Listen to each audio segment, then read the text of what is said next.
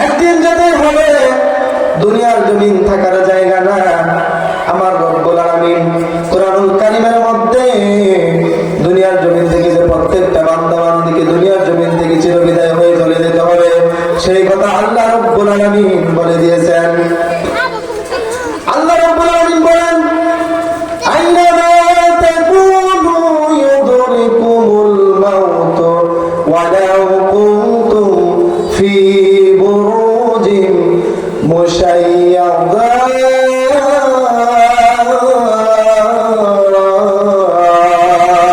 আল্লাহু আকবার।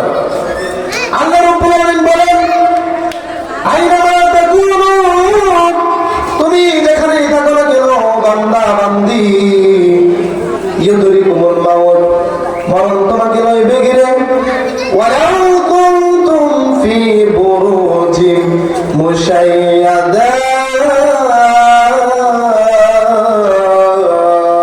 আল্লাহু আকবার।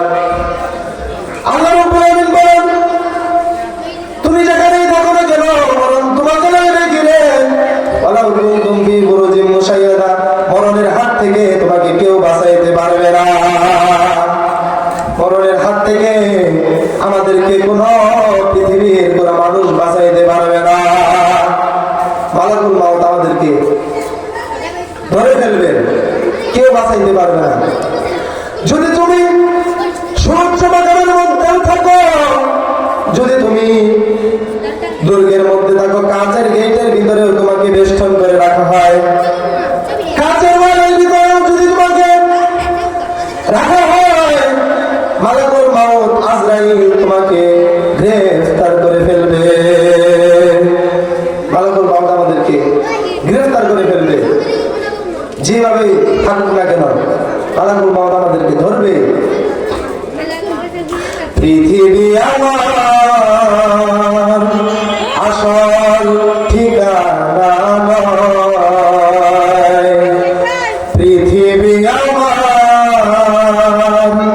আসল ঠিকানা নয়, মরণ একদিন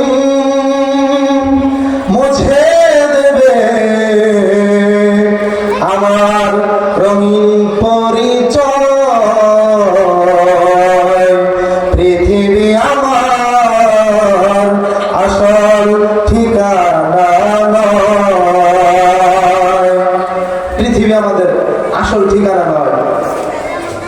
এই ঠিকানার পরবর্তী একটা ঠিকানা আসবে, সেই ঠিকানার নাম হলো আখিরাত, কবরের জিন্দেগি।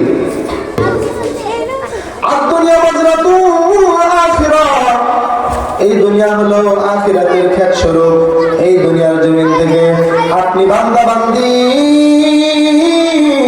যে ফসল অর্জন করে নিয়ে যাইতে পারবেন, সেইটা আপনার আখিরাতের জন্য নাজাতের ওসিলা হয়ে যাবে। দুনিয়ার জমি থেকে আমাদেরকে আখিরাতের ফসলগুলো আমাদেরকে দুনিয়ার জমিনে সংগ্রহ করে নিয়ে যাইতে হবে। আমরা যে আখিরাতে যাব, সেই ফসলগুলো আমাদেরকে নিয়ে যাইতে হবে না? অবশ্যই নিয়ে যাইতে হবে। মরণের স্মরণই তোমার ওয়াজ নসিহতের জন্য যথেষ্ট। মরণের স্মরণ যখন তুমি করবা, তোমার ওয়াজ নসিহতের জন্য যথেষ্ট হয়ে যাবে। মরণের কথা স্মরণ করতে হবে। প্রত্যেকটা কাজে যখন আপনি অগ্রসর হবেন, মরণের কথা যদি আপনি স্মরণ করেন, তাহলে আপনি ওই অবৈধ কাজ, খারাপ কাজের মধ্যে আপনি লিপ্ত হইতে পারবেন না। দুনিয়াতে এসে বান্দা কি করলা শিক্ষা, কবরেতে দিতে হবে তোমার পরীক্ষা। মুখের এই জবান দিয়া কিবা কাজ করেছো তুমি নিজের লাগিয়া, সদা সত্য না বলিলে পাবে না রক্ষা।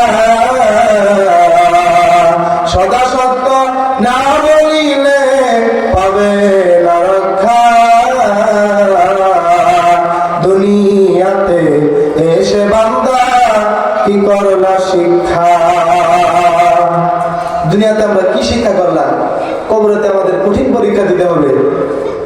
সেই কবরে যদি আমরা কঠিন পরীক্ষার দিন আল্লাহ রাব্বুল আলামিনের সম্মুখীন হয়ে যায়, তখন আমাদেরকে ইলমে দ্বীন যদি জানা থাকে, দ্বীনের বেসিক নলেজ যদি আপনার জানা থাকে, তাহলে হয়তো আপনি আখিরাতে নাজাতের ওসিলা পেয়ে যেতে পারেন। আপনার মধ্যে যদি ইলম না থাকে, তাহলে আপনি আমল করবেন কি দিয়ে? তাই এই গাড়াডোবাতে ইলমের কেন্দ্রস্থল করা হয়েছে। ওই পাশে আলিম মাদ্রাসা, এই পাশে নুরানি ও হাফিজিয়া মাদ্রাসা। সুবহানাল্লাহ, মারহাবা বলেন। গাড়াডোবাতে কেন্দ্রস্থল, কিসের কেন্দ্রস্থল? ইলমের কেন্দ্রস্থল। এখানে মানুষ ইলম অন্বেষণ করার জন্য আসবে, তারা শিখবে, তাম পৃথিবীর মধ্যে এই ইলমকে ছড়িয়ে ছিটিয়ে দিবেন। সুবহানাল্লাহ বলেন। বন্ধুরা, আমার মুহতারাম হাজরিন, সম্মানিত আমার ভাইয়েরা, আমার বন্ধুরা, পর্দার আড়ালের মায়েরা, বোনেরা, গভীর মনোযোগ দিয়ে শুনতে হবে। আমার আল্লাহ রাব্বুল আলামিন দুনিয়ার জমিনে প্রত্যেকটা বান্দা বান্দীদেরকে এই আল্লাহ রাব্বুল আলামিন মিশন দিয়ে পাঠাইছিলেন। সেই মিশনের কথা আমরা শুনেছি। এখন আল্লাহ রাব্বুল আলামিন প্রত্যেকটা বান্দা বান্দীদেরকে আখিরাতের মিশন দিয়েছেন। এই দুনিয়ার জমিন থেকে আপনি যদি ইলমে দ্বীন অর্জন করে নিয়ে যাইতে পারেন, তাহলে আপনি সফল কাম হয়ে যাবেন। ফারিকুম ফিল জান্নাতি ওয়া ফারিকুম ফিস সাঈর।